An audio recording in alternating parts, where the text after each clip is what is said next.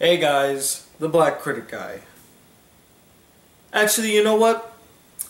I'm not going to start this video off in the traditional way. This video is different from most of the videos I've made on this channel thus far. It's way more important, way more impactful, way more serious, and above all else, way more sentimental. So instead of doing the regular opening, I'll say, how's it going, guys?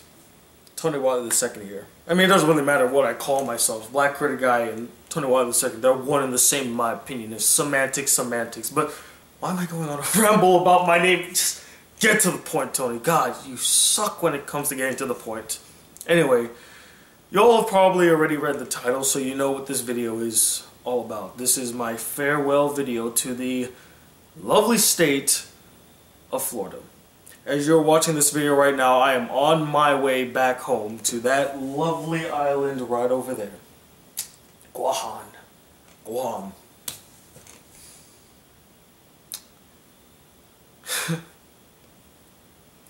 Honestly, I didn't expect to go back to Guam so soon.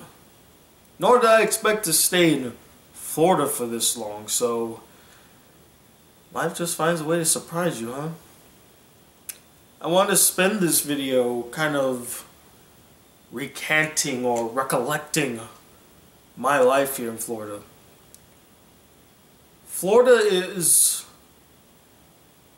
the second place, or I don't know how to always word this. I said it wrong when I was trying to tell a friend this too, but it's the longest, or it's the second longest place I've stayed in. I've lived in Guam most of my life. I lived in California for a year and a half. I lived in Florida exactly 8 years. I came here around late May, early June of 2009. And funny thing, when I was coming to Florida, I actually thought that I would live a below average life. And what I mean by that is, when I was in Guam, I was very well known in my school. And it's not really hard to be well known in Guam. My school was really small, both of them. My elementary, middle school, and my high school.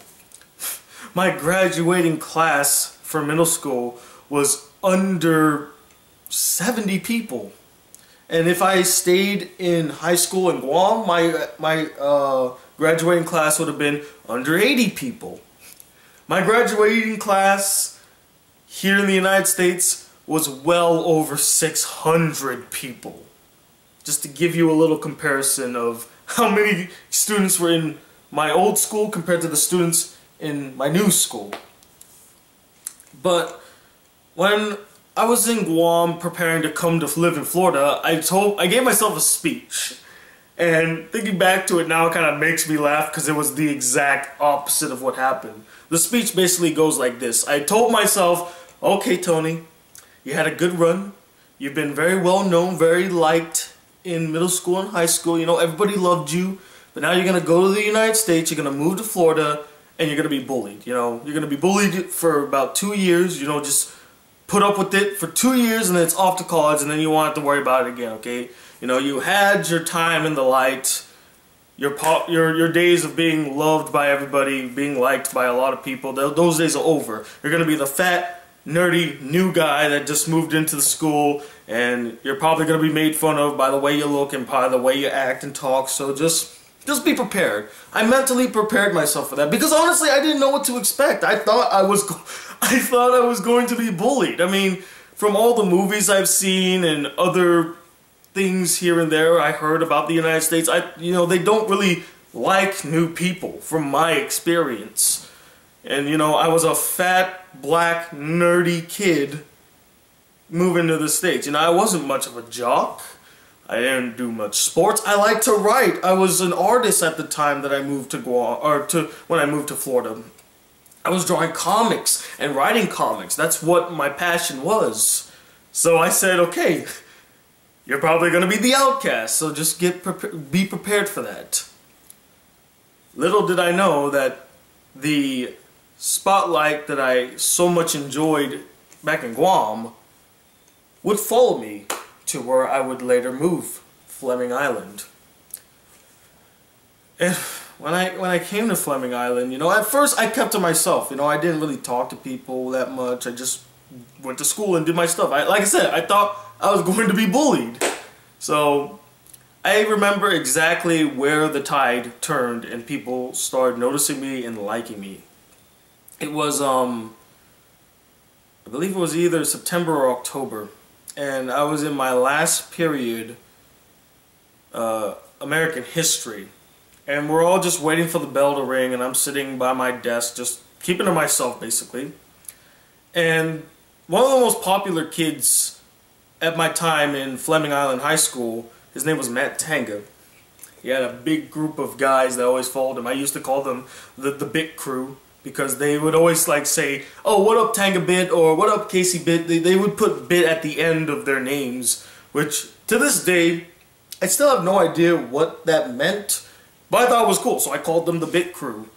So he was in the class with me, and he was singing Disney songs to, I think, some girls.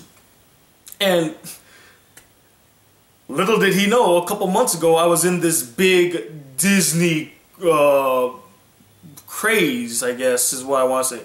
I was in this big Disney move, because I was watching a bunch of the Disney Renaissance films and listening to the music. Hell, I drew a comic rendition of Beauty and the Beast, but instead of the original characters, I put my characters in it, so of course he didn't know that, but I was in this Disney music kick, and when I heard him singing Disney songs, I just couldn't resist but to sing along with them. I found myself like, yeah, sing, sing, sing, and then before we all head out, we sang together, I Will Go the Distance.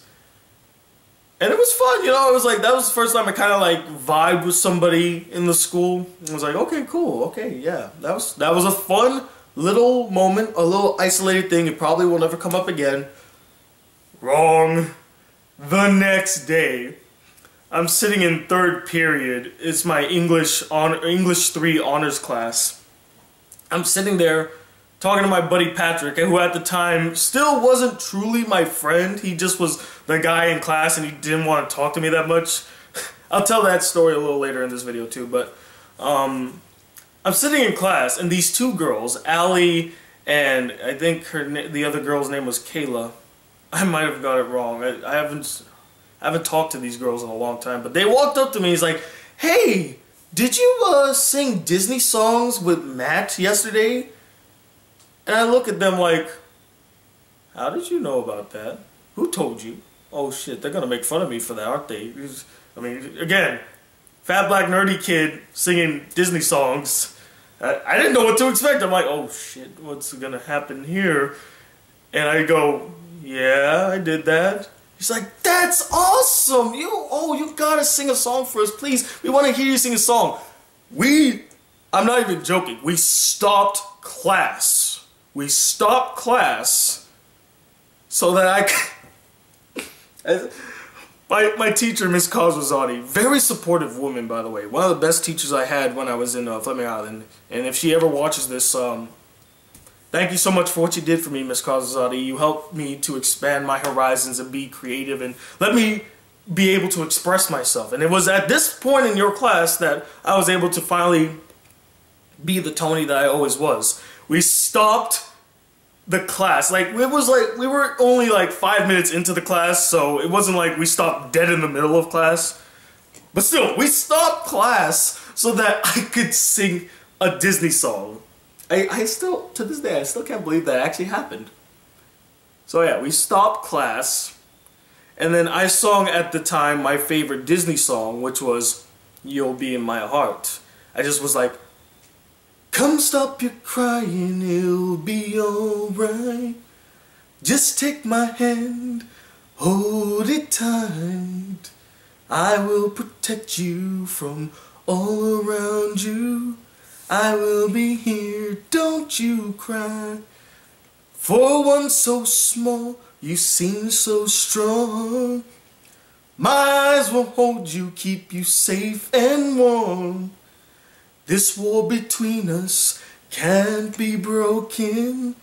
I will be here, don't you cry, 'cause you'll be in my heart. Yes, you'll be in my heart. From this day on, now and forevermore. That probably sounds shitty. It sounded, I promise you, it sounded much better when I was younger, but my voice has gone to shit. I mean, all the yelling and ranting and not taking care of my vocal cords, yeah, they take a toll on you. But yeah, I sang that, and from that point on, guys, everybody, and I mean everybody in the school knew me. They knew about the black kid that sang in class, sang Disney songs in class. It even got back to my drama teacher. She's like, Tony, why didn't you tell me you could sing? I'm like, I mean, I didn't think that was a big deal. It was a big deal. You should have done musical theater. I'm like, oh, okay, well, I'm sorry. And yeah, I had a lot of great moments at Fleming Island. A lot of fun, exciting, memorable moments. The good, the bad, the ugly. You know, I'm not going to say everything was good. There were some moments where I had to deal with some shit drama that when I think back to it now was such a waste of time. Oh man, we made it seem like such a big deal and it wasn't. It wasn't even close. And now none of us even bothered thinking about it anymore. But yeah, it's a lot of great things I got from Fleming Island. I kind of did a little tribute to it a couple days ago when I was up there. I think some of the things I did not bring up in that video. I took a marine biology honors class my first year I came to Fleming Island. The most memorable thing I remember from that class was one day we had nothing to do. And so we just were fucking around. And at this time, a couple months ago, the South Park episode Gay Fish aired. And you know that song that Kanye sings when he dives into the sea. So I actually took a fish, like a puppet fish, and I stood at the front of the class and I sang Gay Fish like that. And it was the first time ever I saw my teacher, I believe her name was Miss Schumann. She just bursted out laughing. She was dying laughing. And oh, what was I don't remember what how the song went. It's been so long, but I just remember I can't remove that from my memory because everyone was surprised to hear Miss Schumann laugh that loud. We've seen her smile and laugh a couple times, but she was dying in stitches laughing. And I had so much fun. I just you know, took all the good vibes that everyone was giving me and I just kept going on with my little show. As I mentioned in my other video, you know, Fleming Island, if it wasn't for Fleming Island, I wouldn't have pursued my dreams of, you know, being a performance artist. I wouldn't have learned to edit or be a, you know, TV personality. It's because of my time in Fleming Island that I was able to do all these things. I thank Mrs. Walker and Mr. Roberts for that. Mrs. Walker was my drama teacher, and she inspired me every single day. Every single thing she said, whether it was a good thing or a bad thing. Like, sometimes she would be really pissed off at us. And I felt like I let her down whenever she would get pissed off at us. That's how much I cared. She was like, we called her Mama Walker. Because she really was a mother to us all. And she made us, you know, she told us to be confident in what we do. Always go out there. Give it your all. She even persuaded me to do musical theater. I'm not like the class, but to try out for the plays and stuff. And I was like, yeah, I will. It was in my first play in 2010. I played the conductor. I had the first line in the play, so that was pretty interesting. I had the first line in the play. So I played the conductor for a musical called The Music Man. Met a lot of great people there. The lead in that one, his name was... oh Lord, I forgot his name, but I'll never forget his face. I think his name was, no, his name was not Robert. Michael! His name was Michael. Had one of the most beautiful singing voices I've ever heard. It was excellent singing voice. I hope he's still doing musical theater, or at least I hope he's still singing. So I was in that, and then a year later, I would audition for Anything Goes. Then I would go for the one of the lead roles, Moonface Martin. And I remember my audition as if it was yesterday.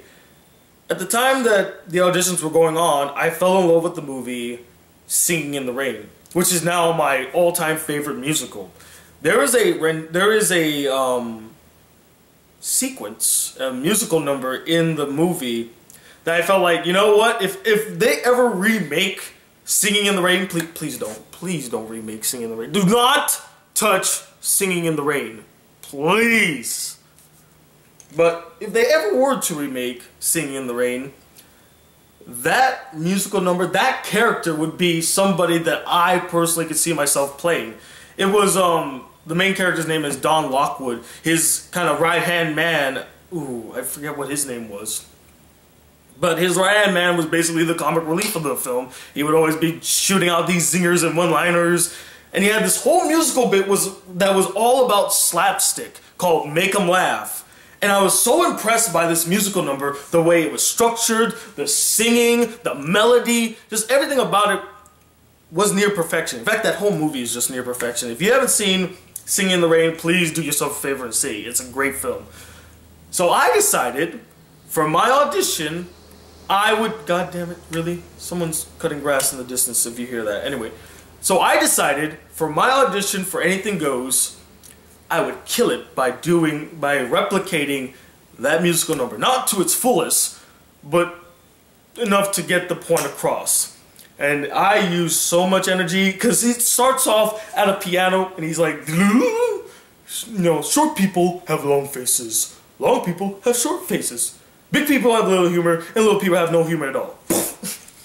And in the great words of it says Samuel J. Snotwell, as he was being led to the guillotine, and then he goes into his musical number. And that's what I did. I did that whole thing, and I'm like, make 'em laugh, don't you know everyone wants to laugh? My dad said, be an actor, my son, but be a comical one, they'll be standing in lines. And then I jump for those old honky-tonk honky shines.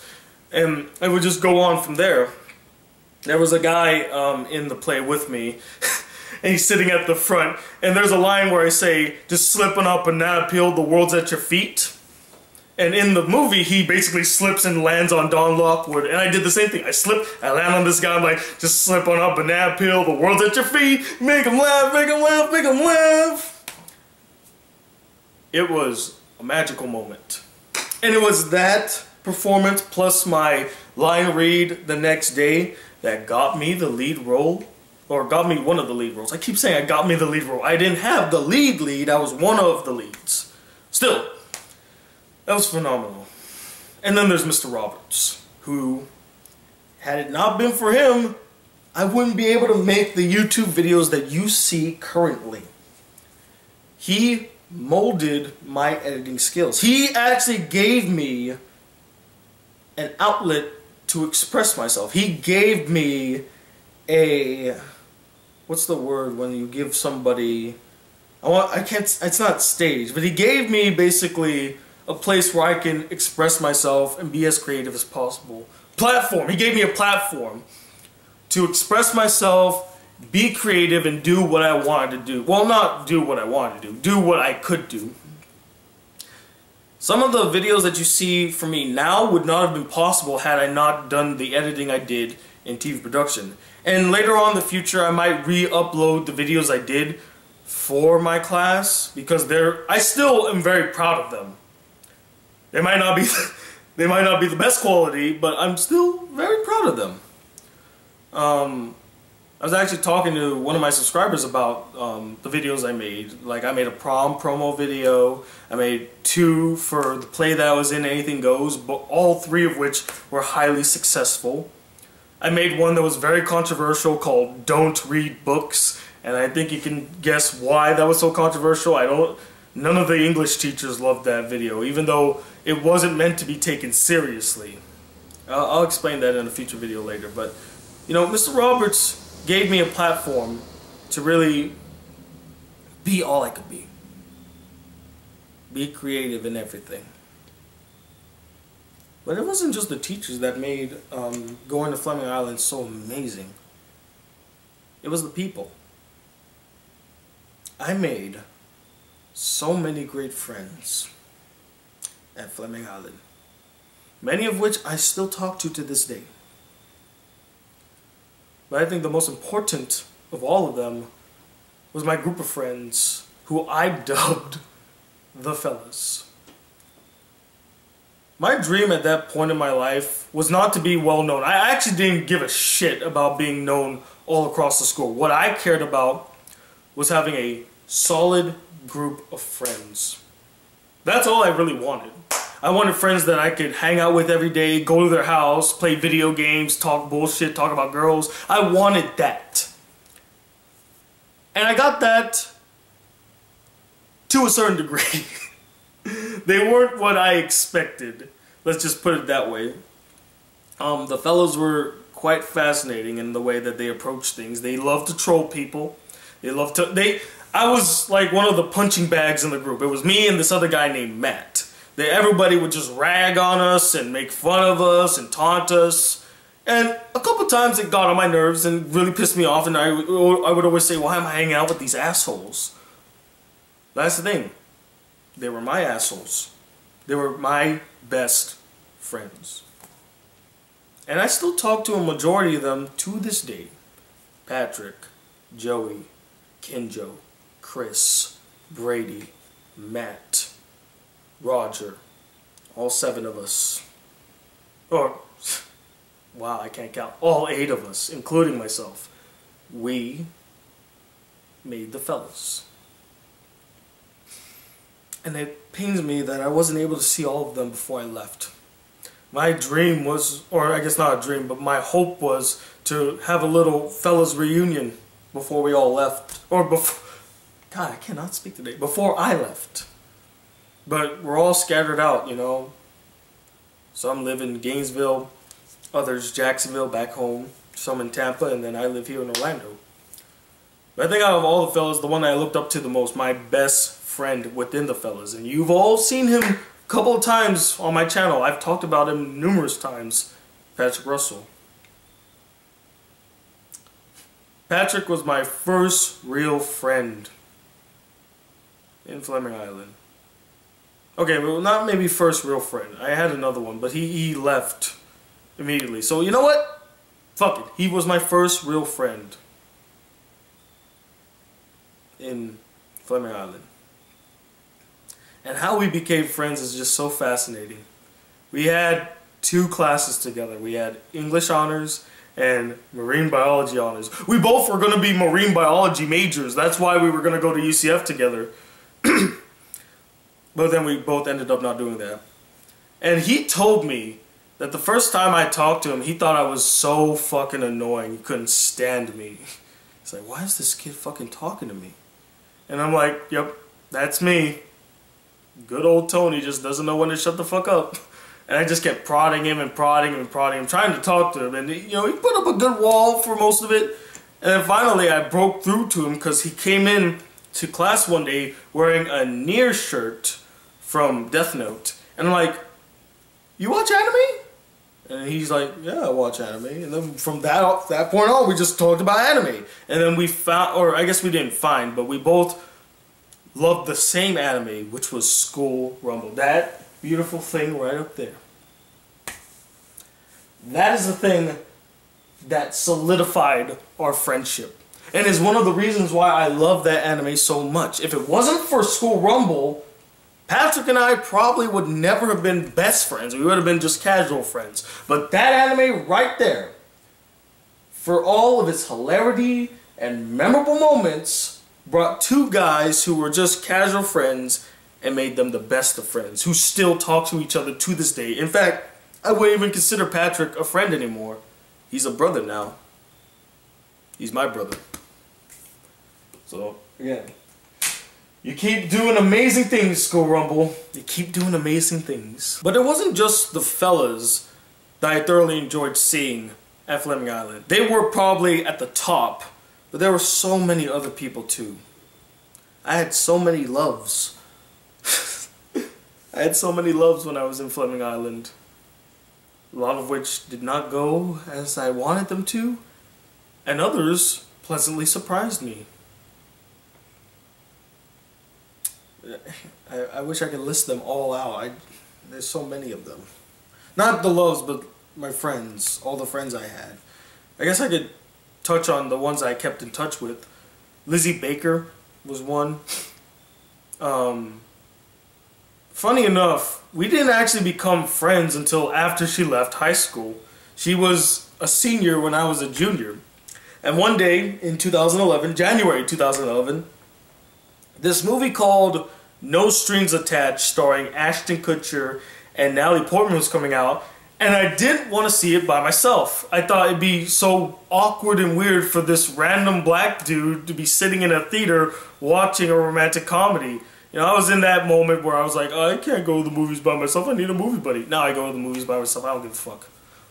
So I was like going through my list of numbers, trying to find somebody to go see it. I was like, I can't ask Patrick. I can't ask him. I can't ask them. Damn it, I got nobody. And I had no confidence to ask like a random girl to go to the movies with me. So instead, I found Lizzie's number in my phone. I'm like, hey, you know, I haven't talked to Liz in a while, so let me just hit her up and see what she's doing. Hey Liz, what are you doing right now? Oh, perfect. So, hear me out. There's this movie called No Strings Attached. It comes out tonight.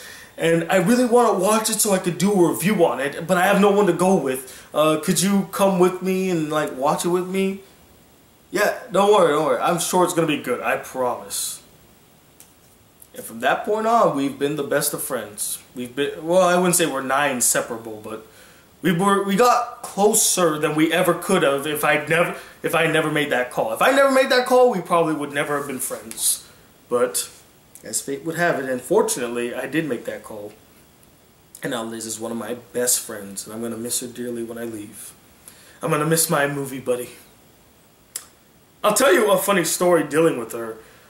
So one day for my birthday, she actually made this big box of goodies. It was the most impressive gift I got at the time, and I was so taken aback at the effort that she put into it. I mean, she painted the box in orange and black, kind of like Tony the Tiger. That was kind of like the joke about our friendship and stuff. And she put all these things that were basically memorabilias from our friendship and stuff. She even made some of the, I don't know if you can see it, but there's like a Black Critic Guy sign right over here. She made that, and she made other ones like "Fuck yeah, motherfucker" and bridging the gap between movies and anime, which used to be my old outro line. I don't use that anymore, so that drawing is kind of obsolete. But still, she went all out for this, and I was so touched. Nobody has ever done that for me at that point in time in my life, you know. But the thing I remembered the most from the gift, the gift care package, I guess, was that she put in the box the movie Friends with Benefits, starring Mila Kunis and Justin Timberlake. He's like, remember when you called me that one day to go see that shitty movie? And I look at her like, are you fucking for real? Did you forget our first movie was No Strings Attached? What? What's wrong with you? What, you call yourself a true friend? You couldn't even remember that? I was both upset and laughing my ass off because I couldn't believe she totally forgot about the fact that we watched No Strings Attached, not Friends with Benefits.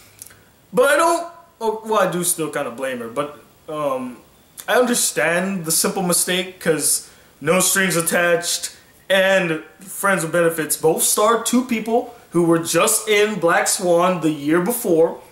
And they both were the same type of story. These two people who are basically fuck buddies kind of start growing feelings for each other and then fall in love by the end. Except in No Strings Attached, it was Ashton Kutcher's character who got feelings and fell in love with Natalie Portman and had to break down that wall. Whereas in the other film, Friends with Benefits, it was Mila Kunis who fell head over heels and tried to break the wall that Justin Timberlake put up. One of which I enjoyed more. I enjoyed No Strings Attached more because I thought it was funny. It was the funniest of the two and the most memorable of the two. In fact, there are a lot of songs from No Strings Attached that I still listen to this day. It introduced me to that Plain White Tee song, you know. It may only have tonight, but till the morning comes your mind. all mine. Play the music low and swing to the rhythm of love. That movie introduced me to that song. I will say that, just like how that movie introduced me to a song, Friends with Benefits also introduced me to a song called Closing Time. A good song, but I don't listen to it often. If I hear it on the radio, I'll listen to it, but that's it. Anyway, enough of that tangent. So yeah, Liz was a good friend. Megan, you probably have seen a picture of her. She was a good friend too. The interesting thing about Megan was that our friendship was completely accidental. At the start of 2010, I was at a low place when it came to being romantically involved with somebody, and I really wanted to find a girlfriend. I walk up to Patrick in third period, English 3 honors, and I told Patrick, okay, here's the plan, brother. I'm just gonna ask one of our classmates, I'm gonna pick a random girl from our classmates, I'm gonna ask them out, they're gonna reject me, and I'll be perfectly fine. That's okay. It's gonna build my confidence, Pat. It's gonna happen. Pat, being the genius that he was and knowing me so well, said, that's not gonna happen. You're gonna end up talking to one of these girls, you're gonna form feelings, you're gonna fall in love with them. I'm like, no, Pat, that's not gonna happen. It's not gonna happen. I'm just gonna walk up and be like, hey, go on a date with me. And they're gonna reject me, and then it'll be fine. And so I looked around in my class, and lo and behold, sitting about two seats behind me on the row next to me was a little blonde girl named Megan. At the time, Megan had braces too. So I thought, okay, maybe I might have a chance here. Maybe I might, maybe she might actually say yes. We'll have to wait and see. So I maneuvered my way into her circle because I had to find a way to talk to her, and I didn't know what to do. But then my teacher gave me a golden opportunity. We had to do some type of project where we had to work with somebody else. And I'm like, Megan. So I talked to Megan thinking, okay, I got this. I got all this. She's not, I'm just going to ask her out and it'll be perfectly fine. Here we are 7 years later, and we're close friends now. And I did fall in love with her. Funny enough, too, she was the first girl to break my heart in a very harsh way. Now, I don't mean this to vilify her.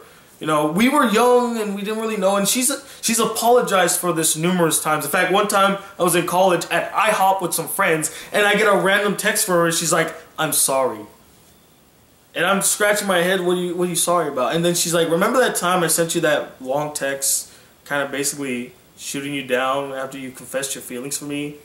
I really feel guilty about that. You didn't deserve it. And I was very touched that she apologized for it. And ever since then, we've been closer than ever, But yeah, I had a huge crush on Megan. Huge. I don't know if she was my first crush at Fleming Island, but she definitely was the most memorable crush I had in Fleming Island. What sucked too is after our little falling out in 2010, we came back for, senior year, and she cut her hair short. My goodness, guys, she looked fucking beautiful. Gorgeous. And I just looked up to the sky like, why do you do this to me? What did I ever do to you? It's just painful, man. What? But she was gorgeous. She rocked the short hair so well. And to add insult to injury, we have to drive all the way to St. Augustine, which is about an hour away from where I lived, or 45 minutes to an hour away. We have to drive all the way to St. Augustine to take our senior picture. On the day I go to take my senior picture, guess who happened to be there at the same fucking time? Megan. I couldn't believe it. I drove an hour away, 45 miles away from home, and there she is, all over again. I'm just like, are you trying to tell me something? Huh? It's not gonna happen. Just stop. Later on that year, though, we became friends again, because it was very awkward at first, because I didn't want to see her, I didn't want to talk to her. But then I realized, you know what? I miss talking to her. She was a great friend to talk to. And I I hooked her up with her first boyfriend at Fleming Island. Didn't end well. And I feel guilty about that. He probably could have saved her all that bullshit and trouble, but what can I say? I thought I was doing something good. I thought I was being a good Samaritan. And it seemed like it was fine, and then it faltered. When we were hanging out a couple of days ago, we even talked about that first relationship. It was kind of funny.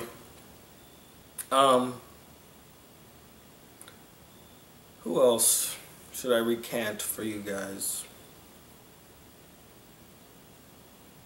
Huh. I know a bunch of... Oh, okay, I guess I'll say this one. Caitlin. I've talked about Caitlin numerous times before. She technically was my first quote-unquote girlfriend in high school and in life, actually. I don't count my first girlfriend in middle school, so... We got close, because we've been in school together since 2009. She was in film class. She was in TV production with me, but I never noticed her, she never noticed me. We kept to ourselves, we never talked to each other. And so, it wasn't until late 2011, right before I was graduating, or a couple months before I was graduating, we both experienced some heartbreak. Me with this girl that I foolishly fell in love with, even though it meant breaking my one rule where you don't date your best friend's ex, but I couldn't help it. I fell for her. That's just the way the world works sometimes. And her boyfriend, cheated on her. And it kind of ended up where she called it quits on her relationship with him, and she was devastated. We both were. And it was through this mutual devastation that we ended up getting closer to each other. I remember the first time I kissed her, I was at a pool. I invited her to go swimming one day, and we were sitting at the pool's edge, and we were just laughing and giggling, and I looked at her and I'm like, wow, she's beautiful. And so, being the nice guy that I was, I just approached her and said, not approached her, but I was still sitting next to her, so I just looked at her and said, would it be okay if I kissed you right now? And so I did. 3 times. And from that point on, we were close, we were tight. We never really called each other boyfriend and girlfriend. I'd never really believed in labels.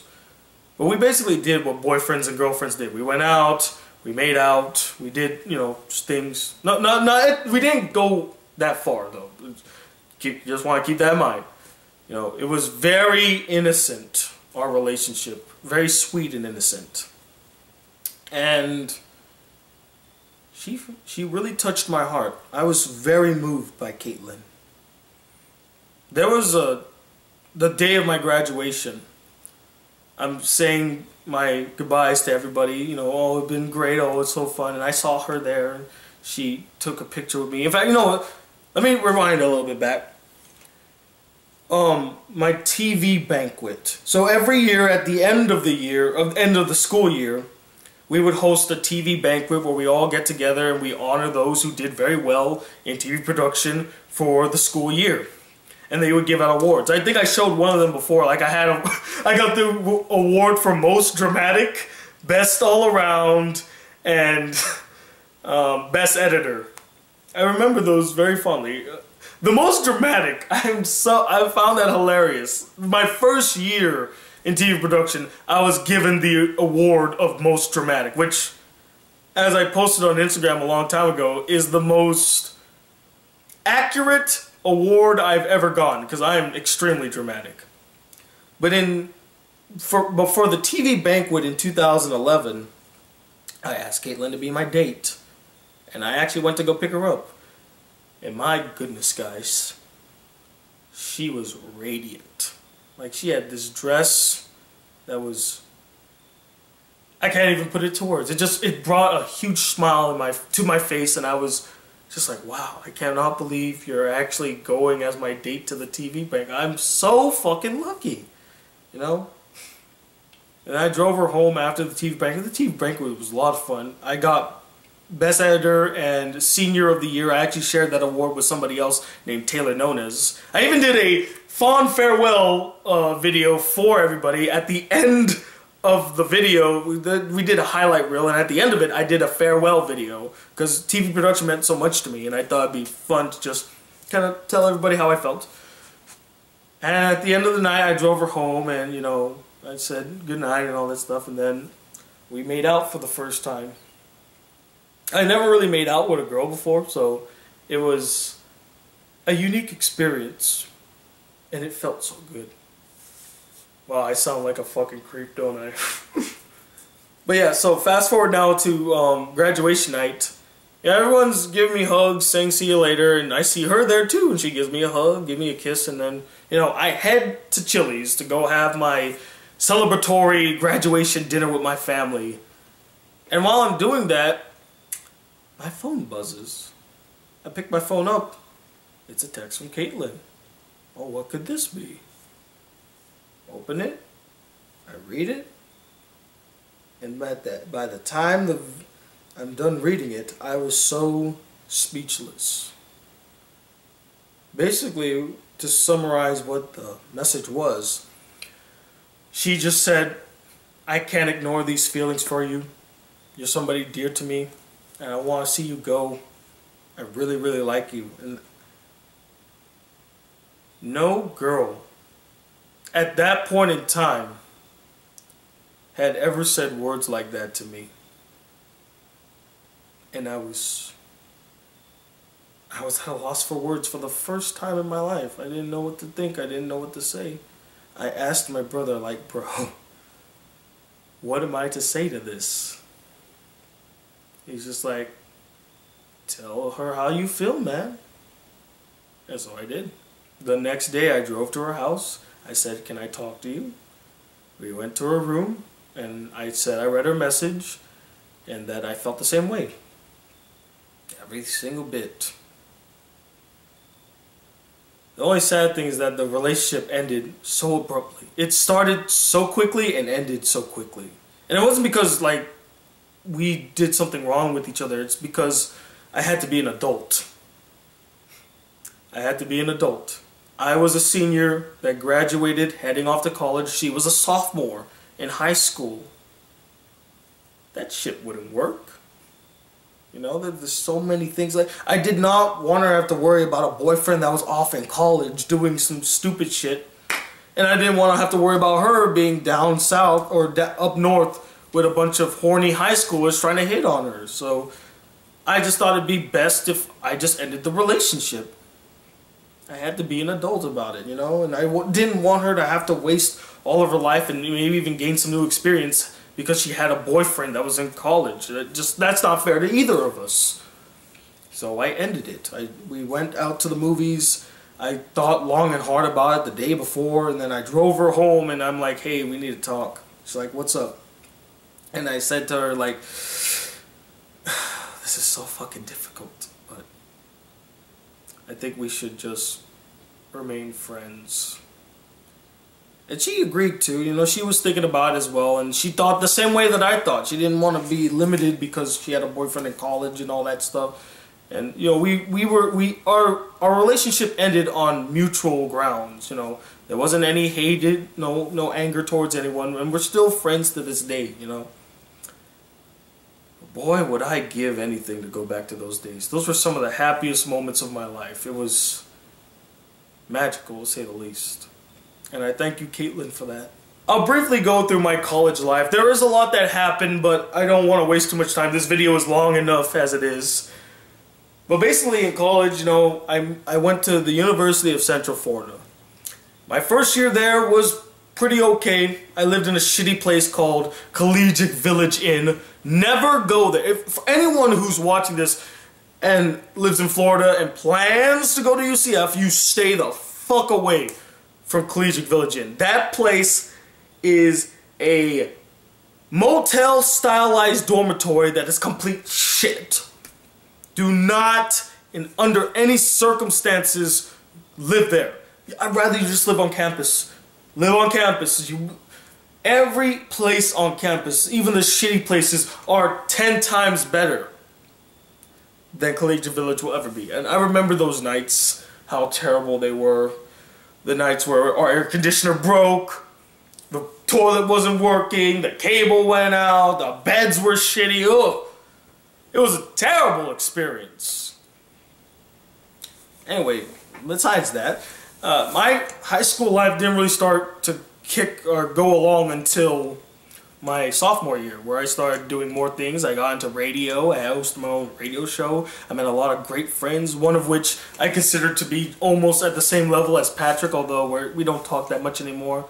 But he was my first roommate after my brother, and he was the best roommate, my second best roommate now that I ever had. His name was Victor. He's the reason why I got into radio in the first place. I got into radio. He was my producer. He was the program coordinator at the time. And we kind of just formed a bond between each other. So much so that I would actually spend nights at his place. One time I spent the night at his place and my car got towed. And I'm just like, Vic, what the fuck? You said I could park anywhere and they wouldn't tow me. And sure enough, they towed my ass. And he, like, this is how you know that you have something special. My car gets towed. And he ends up paying for the tow. I didn't ask for him to pay for it. He just did it on his own. Because he felt really bad that I trusted him that my car wouldn't get towed. And it did. So he admitted fault and he paid it back in full. Now, of course, our relationship would kind of grow beyond that, where if he was ever hungry or if he ever was in a financial bind, I would help him out. I would buy something for him. So we were very close, you know, and he helped me film my first ever short film, a very shitty short film called Dueling with the Past. I'll put a link to it either in the description or at the end of this video if you have watched this long. But he was great. And I met a lot of great people in Nightcast. Brian, the head of the DJs, Andreas, the tech coordinator, or the equipment coordinator, who will later take on the role that Brian had and kind of manage the DJs. And then there was Omar and Jessica. Jessica was the student director of Nightcast, and at first things were fine. And then she started dating the program coordinator, Omar. Caused a lot of strife within the group. We didn't all get along. Oh, there's also Lacey. She was part of the growth and development. She was the growth and development coordinator. We worked very closely, not only because we kind of had to, because I was marketing, she was growth and development, but also because we were actually pretty good friends. You know, we talked a lot. She was my go-to movie talker. Whenever I want to talk movies or comic books, I would talk to her. She was a good girl. I don't know what she's doing now, but I liked her. She was cool. We even worked on a short film together that ended up winning Best Comedy at the Campus Movie Festival. You know, I wish I could have contributed more because I really didn't do much. All I did was edit the video, and you know, I wanted to be a part of the writing process, but they wouldn't let me, so that sucked. But no, there's no ill will, by the way. I don't hate her for that. You know, we ended up winning, so I guess maybe my contribution didn't need to be that big. Editing was totally fine, and I did an excellent job editing that video. I was very proud of it. So yeah, but anyway, back to Jessica and Omar. Yeah, we found out that they started dating with each other, and then things just never got better from there, where there was always something causing problems, and it always led back to those two. So much so that, oh, this broke my heart. The very year I got the job as the marketing coordinator, UCF, SGA was going through budget cuts, and they were trying to pick what programs and clubs to cut. Guess who was on the chopping board? Nightcast. They didn't see a need for us, so they decided to downsize it and cut it away. It didn't help that, you know, Jessica didn't really make a lot of friends in the Senate. In fact, she made multiple enemies, and many of which are the reasons why we got axed in the first place. But that was a devastating night, seeing Nightcast getting voted away. All that time, all that effort, all the things we did, the memories we made, and they're just gone. They may have forgotten about Nightcast, but I never will. I always carry a memento of Nightcast with me. In fact, I'll show you right now. Wherever I go, I carry this bag with me. This is a Nightcast. This was one of the last Nightcast bags that we got for our last pool party. Or it might have been for our first pool party. I don't remember. But I remember I ordered these bags. I was so proud. I'm like, oh, I made my first order. Oh, shoot. I can't wait for these bags to come in. I also remember our last pool party. In fact, I have a poster of it right behind this camera. I was actually the one to come up with the line, jam on, get live, peace out. That was our send-off line. And we hosted one major pool party. And that was the end of Nightcast. I miss those people. Again, met a lot of great people in Nightcast. I met a lot of great people in the Office of Student Involvement where Nightcast was. I was there 24/7. I would be there on weekends sometimes, just editing videos for Nightcast. And it's because of my relationship with everybody in the office. Like, I'm not even kidding. When I say I walked around that office and I knew everyone by name, I knew everyone by name. I would walk around, just greet everybody. To this day, people say there has never been another person like me in OSI, which I don't really believe. I'm sure somebody else would come around and be just like me. Okay, maybe not just like me, but might try to be just like me, but they'll never come close. I am one of a kind, baby. Through my time in OSI, I met people like Todd Curry, who is now the best roommate I've ever had, and he was in my... He's gone above and beyond. Like, he's one of the chillest, nicest people I've ever met. I don't think I'll ever meet another person nicer than Todd Curry. He's phenomenal, the guy is. I met Mateo, who I have a very rocky relationship with, but still, nonetheless, was a good friend of mine. And I met Laney at Nightcast. Or, not Nightcast, in OSI. Laney. It's funny how I even became friends with Laney. Again, it happened during a devastating heartbreak. There was a girl, back when I worked for Nightcast, she was part of my street team, who I was really enamored with. But the thing is that she was notorious for cheating on her boyfriend. She cheated on her boyfriend twice. 2 times. I won't say what her name is just to protect her. But she cheated on her boyfriend 2 times.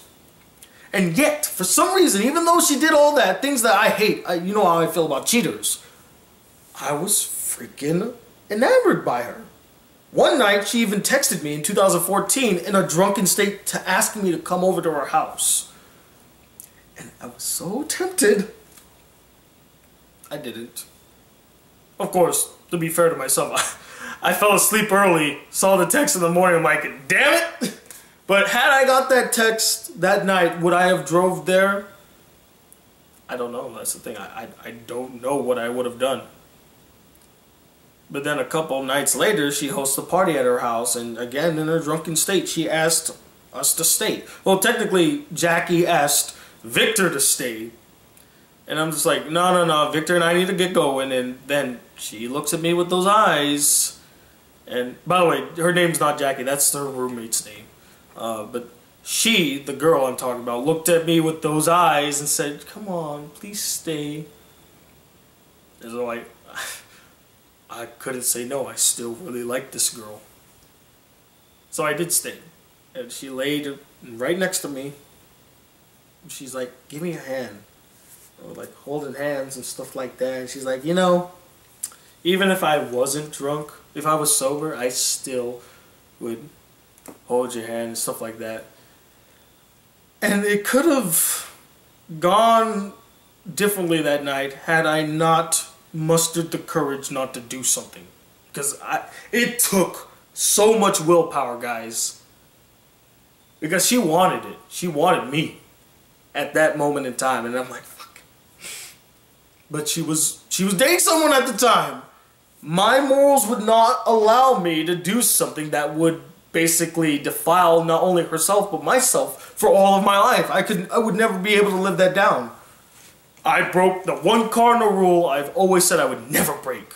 But fortunate enough, I kept my morality that night. And thank God I did, because months later I find out that that very night that she was flirting with me, she also was fucking some other dude. And I'm like, really now? Wow. But when I found out about this, I was totally devastated for some reason. How? I don't know. I mean, I should have saw it coming, but I was devastated. So in my moment of devastation, I was working at the front desk of OSI at this time. And by the way, those people were freaking lovely. And I think I went to the back to visit my favorite people, or my second actually. My favorite was design group. I love design group. I went to visit my second favorite people, Volunteer UCF. Bunch of lovely, intelligent, great people. They had great personalities. They always seemed very cheerful and willing to help out. I mean, they are Volunteer UCF after all. I went back there to talk to Todd Curry, who I was forming a much closer relationship with at the time, and who be sitting there but Laney. She sat there, just looking at both of us talking to each other, just laughing and giggling and all that stuff, you know. And I look around, you know, I say hi to everybody, and I look at the new faces, and one of the new faces I did notice was good old Laney. I'm like, what's your name? I'm Laney. And from there on, I wouldn't say a romance boom because we didn't really date, but a love sparked. And then a friendship was formed.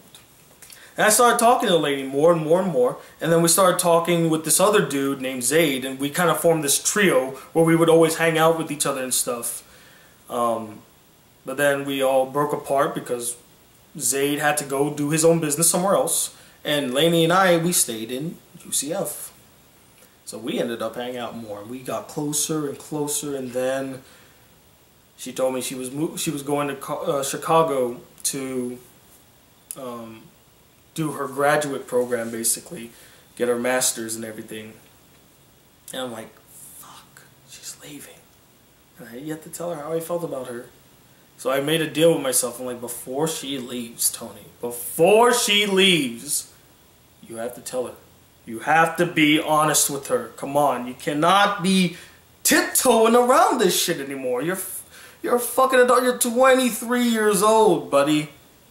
It's now or never. So on September 11th, 2016, I invited her to my house. I made her some dinner. I made her favorite dish at the time. We watched some Once Upon a Time. She's actually forced me to watch Once Upon a Time and Supernatural with her, which, you know, given the fact that I'm watching it with her, I have no problem with. So, after all this was said and done, we actually made a video that I've yet to make. It's still on my hard drive. I'll probably try to make it one day. And yeah, so we had a little talk outside, and I was like, okay, now do it. Now do it. I didn't do it. Yet. She drove away.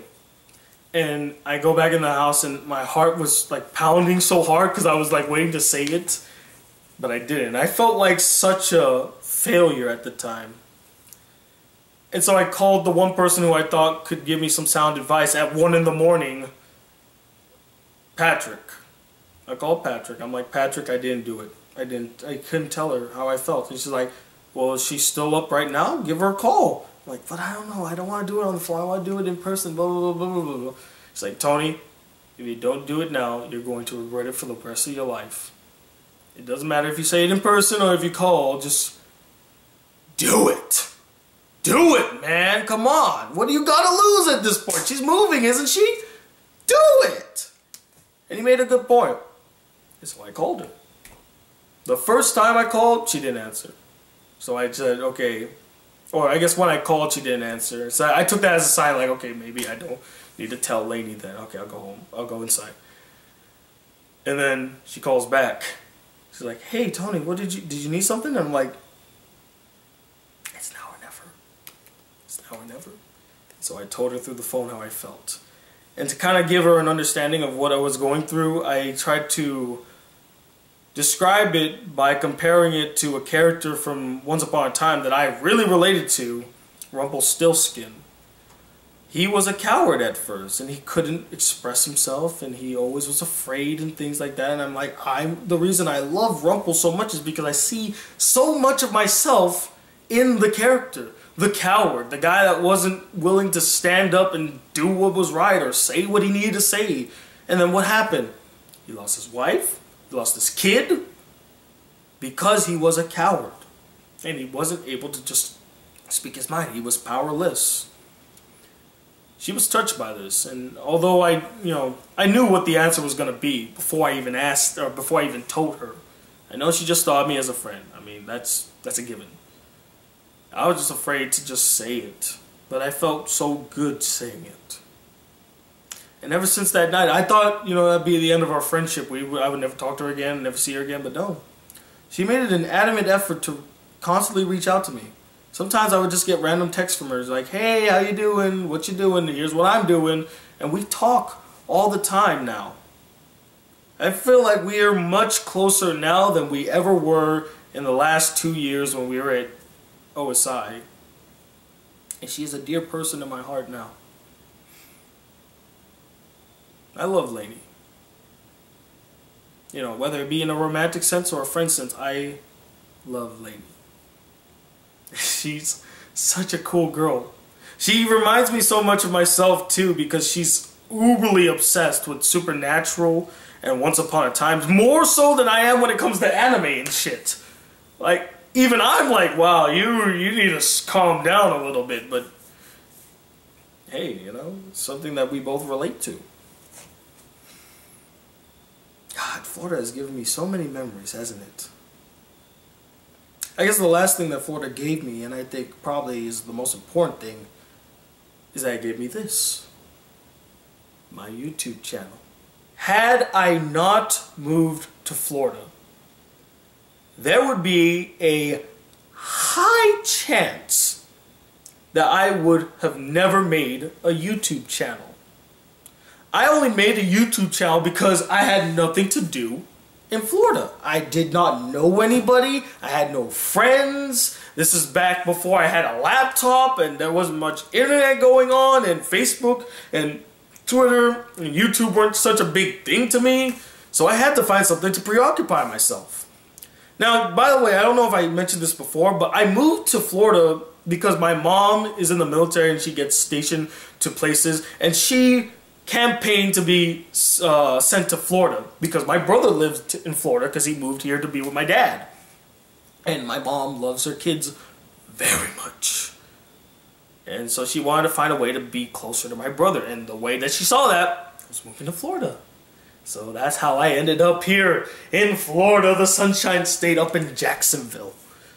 And one time when I went to go visit my father and my brother, I was just sitting outside, like, bored.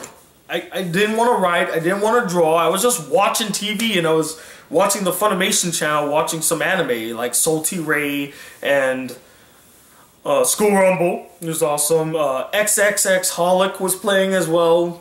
Some good anime. And sometimes I would go on my brother's computer and just watch some anime as well. And I saw this webcam on his computer, and I would ask him, "What's that for?" "Oh, I make videos on YouTube." He does music covers. I'm like, "Really? That's interesting." I asked him if I could just try to make a video one time for myself. He's like, "Yeah, go ahead." So I sat at that computer and I was thinking, shit, I need to come up with a name for my channel. What should my name be? Well, I'm black. I'm a dude. And I like talking about anime. The Black Anime Guy. Let's just go with that. The Black Anime Guy. Created my channel. Made my first video. In fact, oh shit, where's that blanket? Time out. Let me go get that blanket.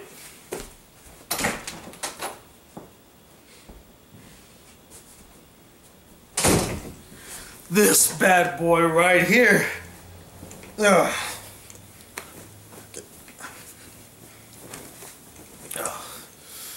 I wrapped myself in this blanket because I didn't have a shirt and I didn't feel like putting on a shirt. I was so comfy, wrapped up in this.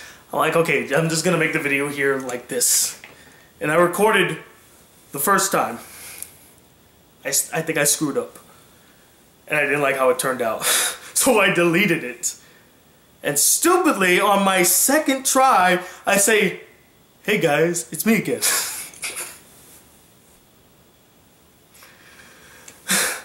Thus will be the start of my many flubs when I make my video. And I make a lot of flubs. You probably will notice them now and again.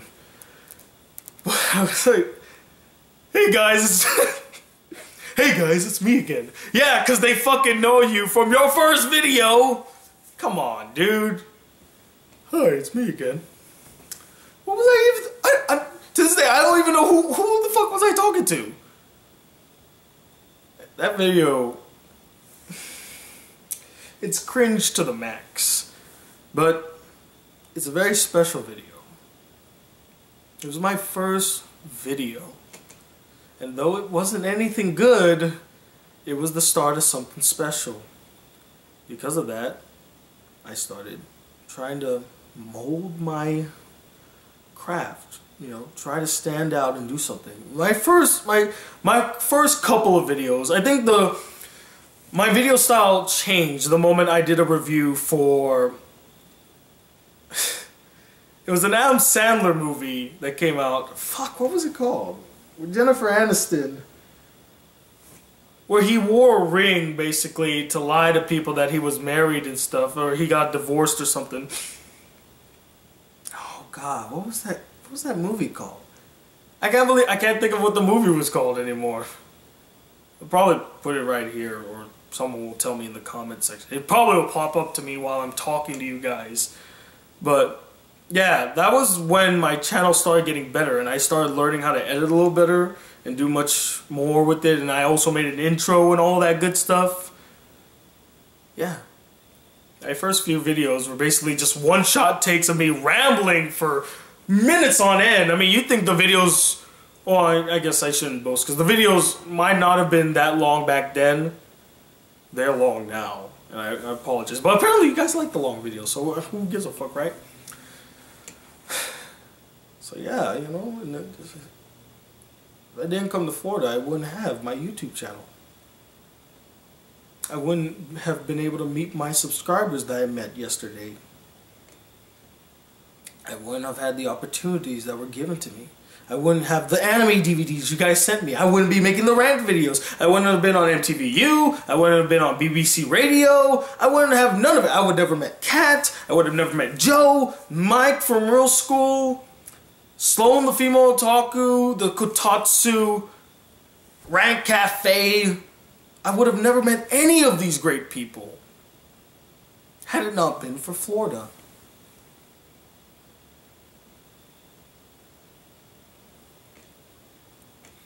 As much shit as I give Florida for being fickle with its weather, like 1 minute it'd be sunny, like right now it's sunny, but give it a couple hours, it's gonna start raining soon.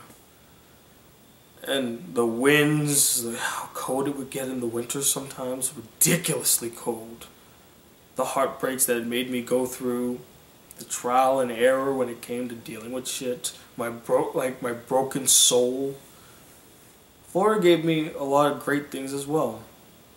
Friends that will last a lifetime, memories that will live on forever, teachers that have guided me and molded me into the person that I am, and a YouTube channel that has opened up more doors for me than I possibly could have alone. I lived here for 8 years. It's like a second home to me. Florida has given me so much. The good, the bad, the fucking disgusting. I don't think I thank Florida enough. And that wasn't even like all the things I just told you, those are just 5% of all the memories I have from Florida. Just some of the most memorable ones. There are so many more things I could say about Florida, but we would be here for a day. Me recanting all of it. I can't. There's just too much to name. So I guess I'll sum it up as this. Thank you, Florida. I mean it. Thank you for the memories. Thank you for the friends that I was able to meet while I was here. Thank you for all the shit you put me through. Thank you for letting me be me. Thank you for helping me find platforms to express my creativity, whether it be at Fleming Island or UCF or here on YouTube. Thank you for allowing me to grow, allowing me to prosper, beating me down when I needed to be beat down so I could learn something. Thank you for the opportunities you sent my way, whether it be through friends I met here in Florida or through my YouTube channel. Thank you for the mosquito bites that you put me through. Thank you for the long road trips between Jacksonville to Orlando, Orlando to Tampa, Orlando to Key West, Orlando to Miami, Orlando to Pensacola. Thank you for everything.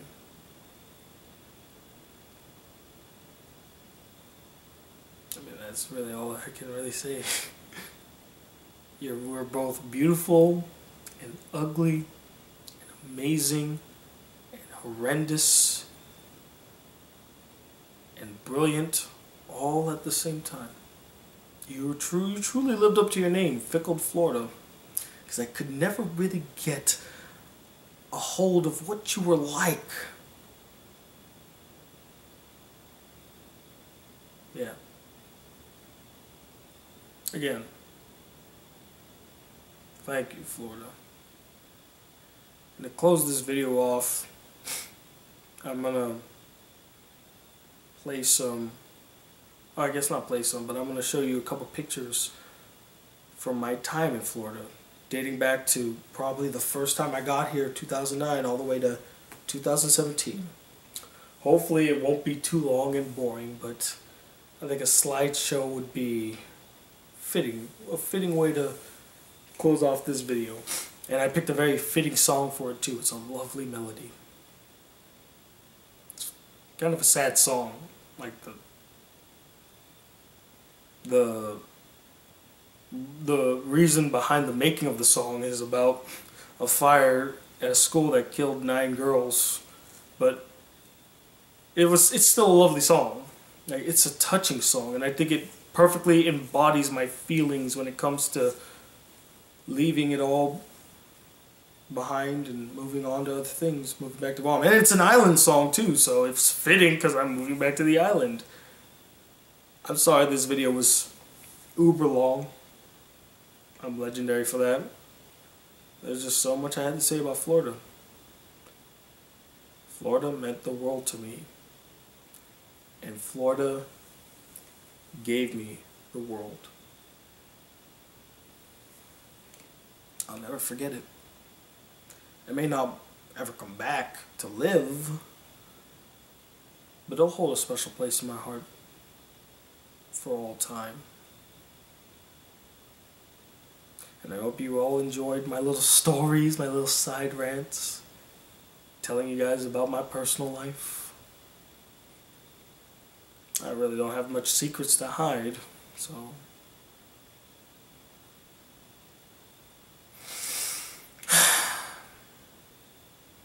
yeah, I guess that's where I'll end it then. Thank you all for watching, and one last time, thank you, Florida. Peace, Florida.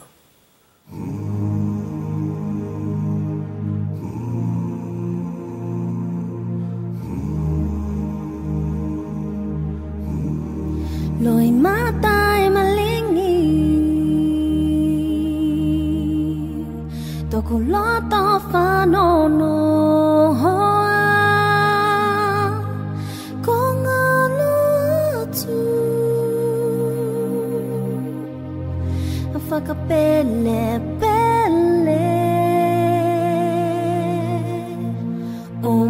whakamafanwhananga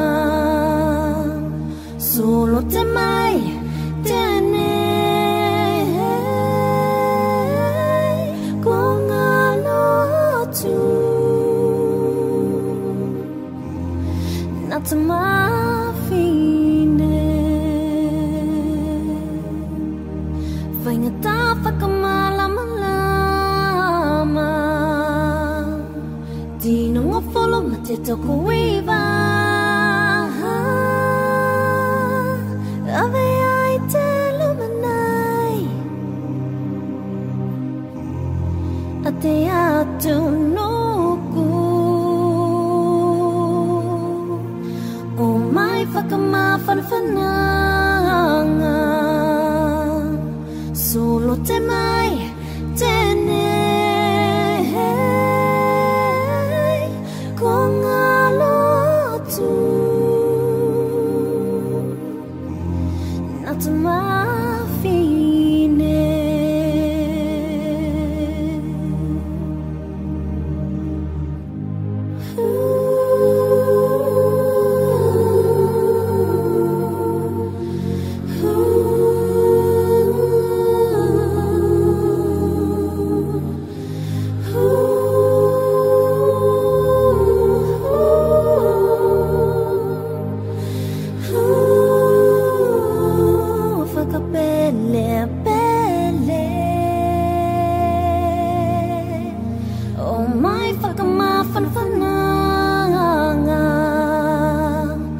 Solo te mai tēne Ko ngā lotu Nā te mawhine Loi matai malingi Tōku lota whanono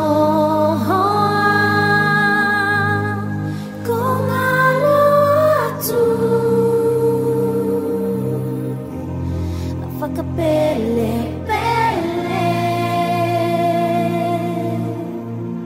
Loi matai malingi